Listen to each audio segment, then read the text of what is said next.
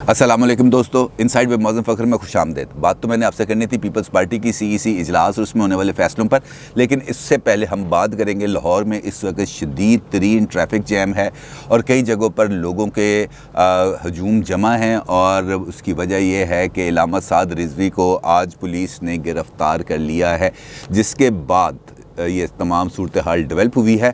और उसकी वजह यह है कि इलामा साहब ने कल एक प्रेस कॉन्फ्रेंस की थी जिसके अंदर उन्होंने हुकूमत को ये याद दिलाया था कि आपने 20 अप्रैल का हमारे साथ वादा किया हुआ है कि 20 अप्रैल तक आपके साथ जो हमारा एग्रीमेंट हुआ था उस एग्रीमेंट पर आप अमल दरामद करेंगे, अदरवाइज़ हम 20 अप्रैल को एक लॉन्ग मार्च लेकर इस्लामाबाद आएंगे। लेकिन अभी तक इस मामले में कोई पेशरफ्त नहीं हुई, लिहाजा ये हम आपको इस प्रेस कॉन्फ्रेंस के ज़रिए एक याद दहानी करा रहे हैं। लेकिन हुआ क्या? हुआ ये कि आज इलामा साहब एक जनाजा से वापस आ रहे थे कि पुलिस ने उनको गिरफ़्तार कर लिया, जिसके फ़ौरी बाद ये वाली जो सूरत हाल है लाहौर की वो डेवलप हुई है।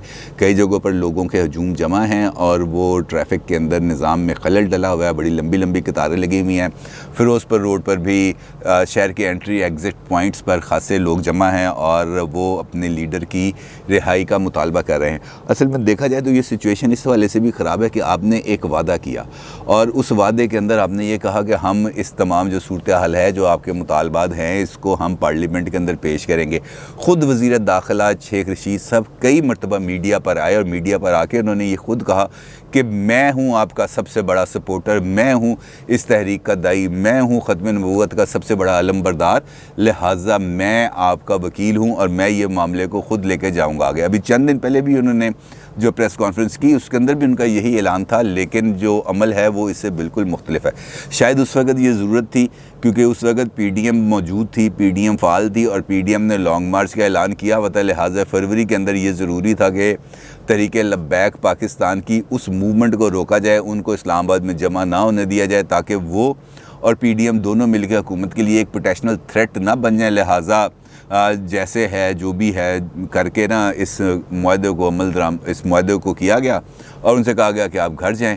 अब चूँकि पीडीएम एक पोटेंशियल थ्रेट नहीं रह गई है हुकूमत के नज़दीक, तो लिहाजा हुकूमत को अब इस बात की ज़रूरत भी नहीं है कि वो किसी के साथ किसी मुआहदे पर अमल दरामद करे, क्योंकि इमरान खान साहब तो आपको मालूम है कि यू टर्न के मास्टर हैं। वो तो कहते हैं कि जो मुआहदे हैं ये ज़रूरत के तहत किए जाते हैं और जैसे लीडर को पता चलता है कि ये वाला रास्ता मेरा गलत है, वो यू टर्न लेके वापस आ जाता है। तो उन्होंने मेरा ख्याल इस मुआहदे पर भी वैसा ही रद्दअमल का मुज़ाहरा किया जिसका उन्होंने ख़ुद ऐलान किया हुआ है कि यू टर्न में कोई प्रॉब्लम नहीं है। लेकिन ये एक झूठ है जो उन्होंने बोला, जो यकीन दहानी कराई वो भी झूठ थी, ये बात साबित हो गई।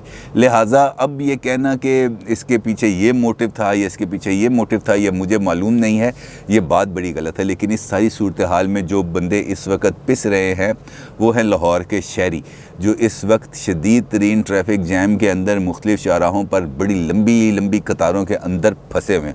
फ़िरोज़पुर रोड से मैंने ख़ुद देखा है कि वहाँ पे इतनी लंबी कतार थी जिसकी इंतहा कोई नहीं। और वो जो मुज़ाहरा था ये फ़िरोज़पुर रोड पर जो आगे जाके जनरल हॉस्पिटल वाली रोड है वहाँ पर जाके ये मुज़ाहरा हो रहा था, लेकिन उसकी वजह से पूरे शहर की ट्रैफिक का इस वक्त निज़ाम दरम बरम है। और इसी तरीके से ठोकर पे मुज़ाहरा हो रहा है, इसी तरीके से शादारा के अंदर मुज़ाहरा हो रहा है। तो इसका मतलब यह है कि आपने पूरे लाहौर की ट्रैफिक को चोक कर दिया और इस गिरफ़्तारी की ना कोई वजह बताई गई है और ना ही इसकी ऑफिशियल अनाउंसमेंट की गई है, ना ही नेशनल मीडिया इसके ऊपर कोई बात कर रहा है। लेकिन जो बात करने वाली है इसके अंदर वो यही है कि इमरान खान साहब ने एक मरतबा फिर झूठ बोला, क्योंकि अगर उन्होंने इस मुआहदे को पार्लियामेंट में नहीं लेके आना था, पार्लियामेंट के अंदर पेश नहीं करना था, तो फिर ये मुआहदा किया क्यों? बात फिर वही आ जाती है ना कि एक वक्ती ज़रूरत थी, लिहाजा उस वक्ती ज़रूरत के तहत ही ये मामला किया गया। लेकिन अब इसकी सज़ा भुगतेंगे लाहौर की आवाम, और कब तक भुगतेंगे इसका मुझे अंदाज़ा नहीं है, क्योंकि किसी भी मामले का, किसी भी एक्शन का रिएक्शन होता है और ख़ास तौर पर ये जिस किस्म का हसास मामला है, इस मामले का रिएक्शन भी उतना ही ज़्यादा आएगा। लिहाजा हुकूमत से दरख्वास्त है कि इस मामले को फ़ौरी तौर पर इस पर अमल दरामद करे। ये मुआहदा भी उनका जो उन्होंने किया था वो मेरे सामने मौजूद है, उस पर उन्होंने साफ साफ लिखा हुआ है कि हमारे मुज़ाकरात 1 माह से जारी थे, जिसमें हुकूमत ने अपने अज़म को दोहराया कि मुआहदे की शिकों को 20 अप्रैल 2021 तक पार्लियामेंट में पेश कर दिया जाएगा और फ़ैसले पार्लियामेंट की मंजूरी से तय पाए जाएंगे। तहरीक लब्बैक पाकिस्तान के जो हज़रात 4th शेड्यूल पर डाले गए थे उनके नाम निकाल दिए जाएंगे। 20 अप्रैल 2021 तक तरफ़ैन से कोई ऐसी सरगर्मी जो मुआहदे के रूह के मुनाफी हो, मुआहदा मनसूख समझा जाएगा। इस ज़िमनी मुआहदे का ऐलान वज़ीर-ए-आज़म पाकिस्तान करेंगे, जिसके बाद ये मुआहदा नाफ़िज़ुल अमल होगा और इस पर अमल दरामद किया जाएगा। इस पर दस्तखत हैं नूरुल हक कादरी साहब के, शेख रशीद साहब के और दूसरी जानिब तहरीक लब्बैक पाकिस्तान के जो ओहदेदारान हैं उनकी जानिब से। लेकिन इसका मतलब ये है कि अब चूँकि इस मुआहदे की खिलाफ वर्जी हो गई है, साद रिज़वी साहब को गिरफ़्तार कर लिया गया, लिहाजा अब ये बाइंडिंग नहीं रह गई तहरीक लब्बैक पाकिस्तान पर, और ये बड़ी एक अफसोसनाक सूरत हाल है। चूँकि मैंने आपको बताया ना, चूँकि अपोजिशन ने ही इस बात की, इनके मुआहदे की राह हमवार की थी, और अब अपोजिशन चूँकि रह नहीं गई, लिहाजा इस मुआहदे की राह भी ख़त्म हो गई है। और फिर जो पीपल्स पार्टी ने आज इजलास किया है, CEC का इजलास ख़त्म करने के बाद उन्होंने जो प्रेस कॉन्फ्रेंस की है, उसमें भी अगर देखा जाए तो उन्होंने PDM के ऑफिशियल अनाउंसमेंट ये कर दी है कि हम अब PDM के ओहदेदार नहीं हैं, यानी कि पीपल्स पार्टी की तरफ से जो लोग PDM के अंदर मुख्तलिफ़ ओहदों पर फाइज थे, उन्होंने आज अपने ओहदों से इस्तीफ़ा दे दिया और उन्होंने ये मुतालबा किया है PDM से कि वो पीपल्स पार्टी और ANP से माफ़ी मांगे उस शोकस नोटिस पर जो शाहिद खाकान अब्बासी ने मौलाना फजलुर रहमान के कहने पर उनको जारी किया। लेकिन इस सारी प्रेस कॉन्फ्रेंस के अंदर ये तो तय है कि इसके अंदर कोई ख़ास चीज़ निकलनी नहीं थी, क्योंकि पीपल्स पार्टी ने जो अपना एक पोजीशन ली थी उससे तो उन्होंने पीछे नहीं हटना, ना उन्होंने इस्तीफ़े देने थे, ना उन्होंने और कोई ऐसी एक्टिविटी करनी थी। लेकिन दो चीज़ें इसके अंदर इम्पॉर्टेंट हैं जो आपके साथ डिस्कस करने ज़रूरी है। एक तो ये है कि यूसुफ ज़दा गिलानी साहब ने आज जो है अपोजिशन लीडर को से इस्तीफ़े देने का पेशकश की थी CEC को। उन्होंने अपनी पार्टी की CEC से कहा कि अगर मेरे इस्तीफ़े की वजह से, अपोजिशन लीडर का ओहदा छोड़ने की वजह से अगर आपका इत्तेहाद बचता है तो मैं तैयार हूँ, आप मुझसे इस्तीफ़ा ले लें। जिस पर उन्होंने कहा खबरदार, तुमने इस्तीफ़ा दिया तो ऐसी कोई बात हम सुनेंगे भी नहीं, क्योंकि आपकी तो बड़ी कुर्बानियाँ हैं, आपने तो बहुत तीर चलाए हुए हैं, लिहाजा आपकी तो किसी किस्म का कोई मामला नहीं है, पूरी पार्टी आपके साथ खड़ी है, आप अपोजिशन लीडर के ओहदे जलीला पर मुतमक्कन रहें।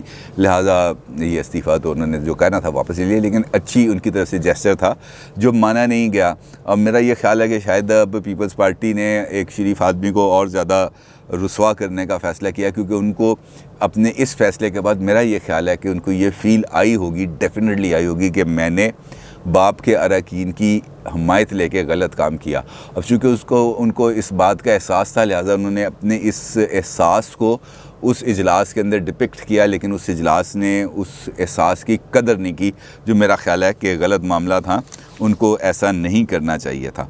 दूसरी जो इम्पॉर्टेंट डेवलपमेंट है वो ये है कि जब बिलावल भुट्टो साहब प्रेस कॉन्फ्रेंस कर रहे थे, उनसे ये पूछा गया कि आप आज़म नज़ीर तारड़ साहब के इतने ख़िलाफ़ क्यों हैं, तो उन्होंने ये कहा कि मैं तो ये सोच भी नहीं सकता था कि वो पार्टी जो बिलावल भुट्टो के साथ एक अलाइंस में मौजूद है, वो बिलावल भुट्टो की वालदा मोहतरमा बेनज़ीर भुट्टो शहीद के कातलों के वकील को सेनेट की टिकट भी देगी, और ना सिर्फ सेनेट की टिकट देगी बल्कि इसको सेनेटर मुंतखब भी कराएगी, और सेनेटर मुंतखब कराने के बाद अपोजिशन लीडर के लिए भी नामज़द करेगी।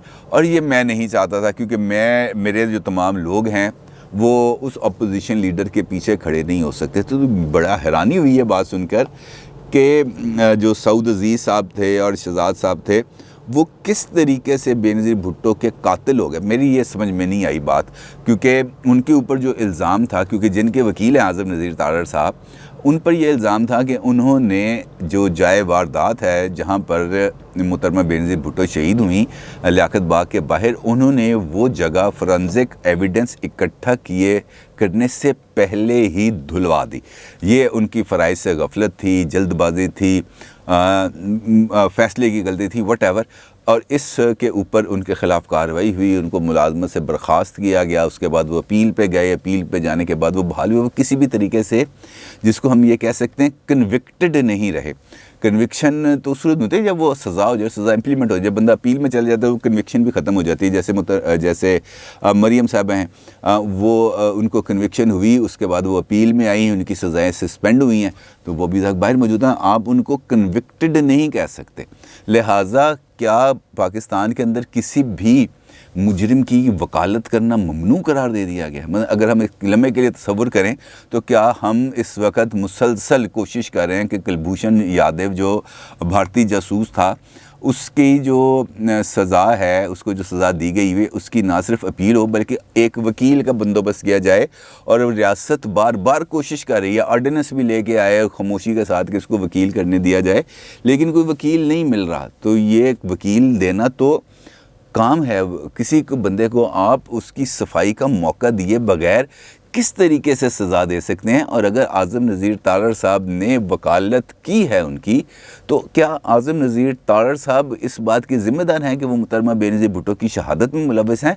ये जो जवाज़ है ये बिल्कुल गलत जवाज़ है। और आपको मैं दिलचस्प बात बताऊँ, इस सारी सिचुएशन के अंदर उस प्रेस कॉन्फ्रेंस के दौरान आज़म नज़ीर तारड़ के हवाले से जब बिलावल साहब ने गवाही चाही तो उन्होंने गवाही ली सरदार लतीफ़ खोसा की। उन्होंने लतीफ़ खोसा साहब की तरफ कहा, हाँ जी आप बताएं कि कौन वकील है? उन्होंने कहा जनाब आज़म नज़ीर तारड़। लेकिन लतीफ़ खोसा ने उस वक़्त ये किसी को भी बताना मेरा ख्याल है ना मुनासिब समझा और ना ही गवारा किया कि आज़म नज़ीर तारड़ साहब इसी खोसा लॉ चैम्बर के शागिर्द ख़ास हैं, यानी कि जो आज़म नज़ीर तारड़ साहब हैं वो लतीफ़ खोसा साहब के प्रोफेशनली असिस्टेंट रहे हैं, उनके शागिर्द रहे हैं। उन्होंने वकालत के हवाले से जितने भी जो मार्के अंजाम दिए हैं वो उन्होंने लतीफ़ खोसा साहब की उस्तादी के अंदर ही तय किए थे। और वो जो उस्तादी है वो अब उनके सामने आ रही है। तो उन्होंने तो ये नहीं बताया कि यार ये तो मेरा शागिर्द था, और उनको मेरा ख्याल है बिलावल साहब को किसी ने ये भी नहीं बताया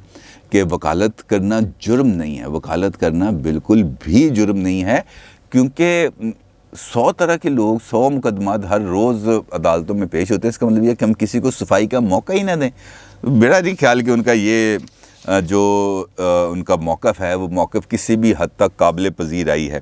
अलबत्ता नोटिस का मामला था, वो आप जितनी मर्ज़ी चढ़ाई करें, बिल्कुल आपका हक़ बनता है, नोटिस देना गलत था। अब मैं भी ये समझता हूँ कि नोटिस नहीं दिया जाना चाहिए था, क्योंकि ये इत्तेहाद है, ये पार्टियाँ एक दूसरे के अंदर मर्ज नहीं हुई, लिहाजा जो भी बासपुर्स होनी चाहिए थी वो पीडीएम के प्लेटफॉर्म से होनी चाहिए थी। इसके ऊपर जाके किसी भी किस्म की बासपुर्स नहीं होनी चाहिए थी। लेकिन खैर, अब अगर एएनपी से और पीपल्स पार्टी से माफ़ी का मुतालबा किया गया तो ये भी उसी पर्सपेक्टिव में है जिस पर्सपेक्टिव में पीडीएम को बहाल करने के लिए या रिवाइव करने के लिए ये ऑप्शन दिया गया था कि पीपल्स पार्टी माफ़ी मांग ले, पीपल्स पार्टी माज़रत कर ले उस अमल पर जिस अमल में उन्होंने बीएपी के नुमाइंदों से वोट लिए थे। तो उस माफ़ी को इस माफ़ी के साथ नलीफाई करने की कोशिश की गई है, इसके अलावा और कुछ नहीं है।